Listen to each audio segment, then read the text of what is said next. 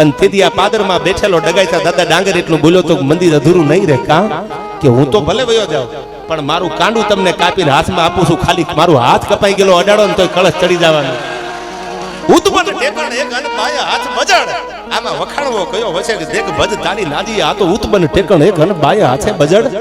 એક હાથે આમ તરવાર ઉપાડી અને બીજા હાથે આમ ડગાઈતા દાદા ડાંગરે કાંડું રાખ્યું, છેલ્લા શ્વાસ હાલતા હતા. હા ભલું જો આ મરદ માણાની નિશાનીઓ બોલે અને આવા કામ કર્યા ને એટલે શિખરબંધ મંદિર થાય છે. બાકી કેટલાય જૈનમાન કેટલાય મરી ગયા, કોઈ દુનિયામાં નોંધ લેવા તૈયાર નથી યાર. આ ઇતિહાસ અને અસ્તિત્વ તમારી હારે ક્યારે હાલે? જ્યારે વાત સાચી હોય ને તો ભગવાન ભેળો હાલે, તો દ્વારકા વાળો ભેળો હાલે.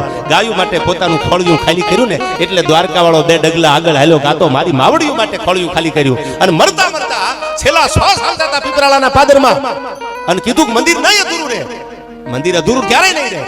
મારો હાથ તમને આપું છું, લેતા જાવ. હા હા પણ હા હા કવિરાજ બોલે ઈ પેલા તો હાંઠિયાના ત્રીજા પહાડા જેવી તરવાર કાઢી અને પોતાના કાંડામાંથી આમ તરવાર મૂકી, કાંડામાંથી હાથ નોખો પડ્યો. પછી કીધું કવિરાજ મારું ખોળિયું તો પીપરાળાના પાદરમાં ખાલી થાય છે, હવે હું દુનિયામાંથી જાઉં છું પણ મારો હાથ છે ને એ પાટણ પતિને એટલું કહેજો કે ખાલી રુદ્ર મહાલય મંદિર બને એના કળશને મારો હાથ અડાડે અને જો મીંડું ન ચડે મારો દ્વારકાધીશ લાજે ને મારી આયરાણીનું થાવણ લાજો.